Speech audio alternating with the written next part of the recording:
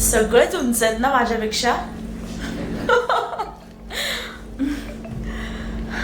सर्वप्रथम सुनीलचं मनापासून खूप खूप खूप अभिनंदन आणि उपस्थित सर्व मान्यवरांना नमस्कार.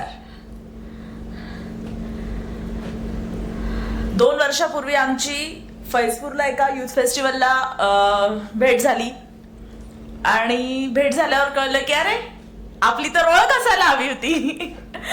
कारण तो माझ्या बाबांचा विद्यार्थी निघाला आणि छान, म्हणजे आपण म्हणतो ना निमित्त होतं आणि गट्टी जमते, तसं काहीसं आमच्या बाबतीत झालं की निमित्त होतं युथ फेस्टिवलचं, जिथे आम्ही दोघं परीक्षक होतो आणि त्यानंतर त्या आमच्या बोलण्याच्या ओघात त्याने त्याच्या पुस्तकाबद्दल मला सांगितलं आणि आय वॉज लाईक की लवकरात लवकर येऊ दे, कारण जोवर आम्ही भेटलो नव्हतं मला त्याच्याबद्दल काहीही माहीत नव्हतं. पण जेव्हा आम्ही भेटलो तेव्हा युथ फेस्टिवलमध्ये इतर प्राध्यापकांकडून त्याच्याबद्दल जे कळलं ते माझ्यासाठी खूप खूप कौतुकास्पद होतं आणि मला तेव्हा हा एक आनंद झाला होता की चला आपली नाळ एकच आहे, आपण एकाच एरियातले आहोत, एकाच परिसरातले आहोत. खरं तर ग्रामीण भागातला एक मुलगा शहरात येतो आणि नुसताच पोटापाण्यासाठी येत नाही तर स्वतःची एक जागा इथे निर्माण करतो, तेही पुण्यासारख्या शहरात. त्याच्यामुळे ही एक गोष्ट खरंच मला तेव्हा पण खूप अद्भुत आणि कौतुकास्पद वाटली होती आणि आज जास्त वाटते, कारण आज त्याचं कौतुक करण्यासाठी दुरून दुरून मंडळी आली आहेत. तर हे खरंच कर्तृत्वच आहे तुझं. आणि आता ज्या झपाट्याने जग बदलतंय, तंत्रज्ञान डेव्हलप होतंय, त्या सगळ्यात माणसं पण बदलत आहे आणि अर्थातच माणसं बदलतायत, माणसातली माणुसकी पण कमी होत चालली आहे.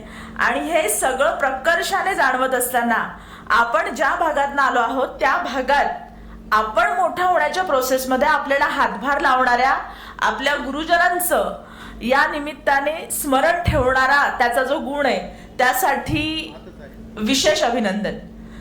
कारण माणसं मोठी झाल्यावर बऱ्याचदा विसरतात किंवा हा तो क्या हुआ, मी केलं ना, मी आलो ना. पण मला या गोष्टीचं खरंच कौतुक आहे की त्याच्यामध्ये मी पण अजिबात नाहीये. तो जेव्हाही बोलतो ना तो कायम त्याच्या गुरुजनांना, ज्यांच्यामुळे तो आजवर इथं पोहोचलाय, त्यांनाच आणि त्यांनाच त्याच्या सगळ्या कर्तृत्वाचं क्रेडिट देत असतो. पण खरं तर सुनील, आजच्या तरुणांसाठी तू या अनुषंगाने सुद्धा एक आदर्श आहेस की तुम्ही जेव्हा पुढे जाता तेव्हा हे विसरायला नको की आपण कुठून आलो, कुणामुळे आलो आणि कसे आलो. आणि नुसताच विद्यार्थी म्हणून नाही तर एक अध्यापक म्हणून तू एक आदर्श आहेसच. आणि खरंच खूप सुखावह अशी गोष्ट आहे, कारण जनरली आपण असं बघतो की परिस्थितीचं भांडवल करणारे खूप असतात, पण परिस्थितीचं भांडवल न करता त्या बिकट परिस्थितीला स्वतःची ऊर्जा बनवणारा, बळ बनवणारा असा हा उमदा तरुण आज अध्यापक जेव्हा बनतो, प्राध्यापक बनतो, तेव्हा तो नक्कीच एक पिढी घडवत असतो. आणि अजून एक महत्वाची गोष्ट म्हणजे हे जे पुस्तक आहे शब्द जादूगार, हे केवळ सुनीलचं एकट्याचं पुस्तक नाहीये, तर सुनीलला बळ देणाऱ्या सर्वांचं आहे. हे पुस्तक सुनील सारख्या प्रतिकूल परिस्थितीत असणाऱ्या मुलांसाठी एका दिशादर्शकाचं काम करणार आहे.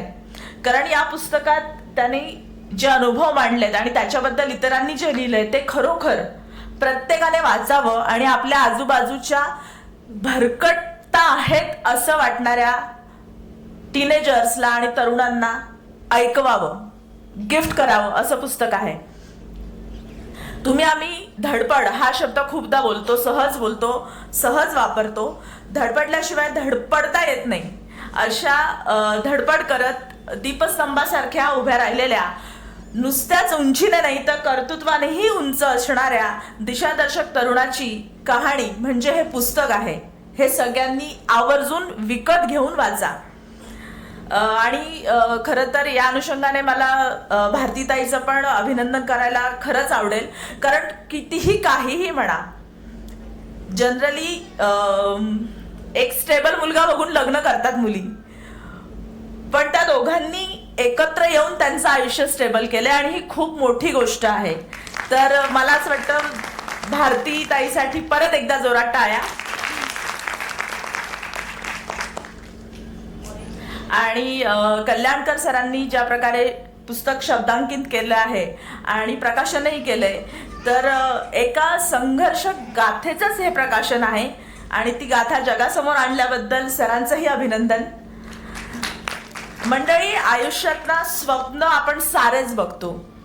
कोणी जागेपणी बघतं, कोणी झोपेत बघतं, पण ती स्वप्न पूर्ण करण्यासाठी जिगर असावी लागते आणि ती जिगर म्हणजे माझ्यासाठी सुनील धनगर आहे. सुनीलला आधार देणारी आयुष्याच्या वेगवेगळ्या टप्प्यावर अनेक मंडळी आज या सभागृहात इथे उपस्थित आहेत. तर मला असं वाटतं की आपणही साऱ्यांनी आपल्या आयुष्यात येणाऱ्या दुसऱ्या कुठल्या तरी एखाद्या सुनीलसाठी आधार बनायला हवं. एक दिवा बनून पावलापुरता का असेना, पण आपण कैक सुनील जे आहेत, ज्यांना गरज आहे मार्गदर्शनाची, त्यांच्यासाठी पावलापुरता का असेना आपण प्रकाश देऊ शकतो. जाता जाता नाधो महानोरांच्या 2 ओळींनी मी माझं बोलणं थांबवते. मोडलेल्या माणसांचे दुःख ओले झेलताना, मोडलेल्या माणसांचे दुःख ओले झेलताना, त्या अनाथांच्या उशाशी दीप लावू झोपताना. सुनीलला त्याच्या उर्वरित आयुष्यासाठी, त्याच्या कारकिर्दीसाठी खूप साऱ्या शुभेच्छा देऊन मला खरं तर मी अजिबात एवढी मोठी नाहीये की त्यांनी मला गाडगीळ सर आणि मॅडम वगैरे यांच्या रांगेत बसवावं, पण ही केवळ मैत्री आहे आणि हा माझ्यातल्या स्त्रीत्वाचाही माझ्यासाठी सन्मान आहे. So thank you very much.